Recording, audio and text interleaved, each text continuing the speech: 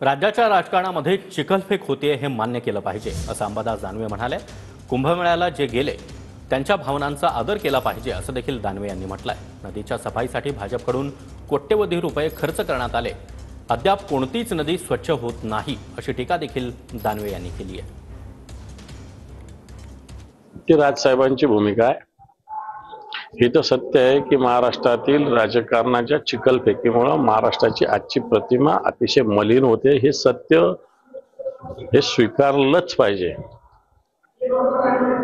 आता कुंभमेळा संपलेला आहे, त्यामुळे आता त्याच्यावर जास्त बोलणं योग्य होणार नाही। जे गेलं त्यांचाही भावनाचा आदर आपल्याला ठेवावा लागेल। यमुना स्वच्छतेची मोहीम घेतली। आता यमुनेविषयी तुम्ही बघितलं, दिल्ली निवडणुकीच्या वेळेस केजरीवाल काय बोलले, ते काय स्थिती त्या यमुनेची आणि गंगेची स्थिती।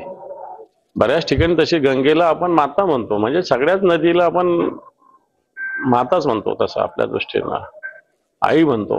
आणि त्या जर नद्याची स्वच्छता भारतीय जनता पार्टी याच्यासाठी कोट्यवधी रुपये खर्च करतं, परंतु प्रत्यक्षात कोणत्याच नदीची स्वच्छता होत नाही। म्हणजे भारतीय जनता पार्टी पावित्र्याच्या दृष्टीने आपण नदीला मानत असताना हे पावित्र्य नष्ट करण्याचं काम भारतीय जनता पार्टीचं सरकार करतंय। ही भूमिका आहे।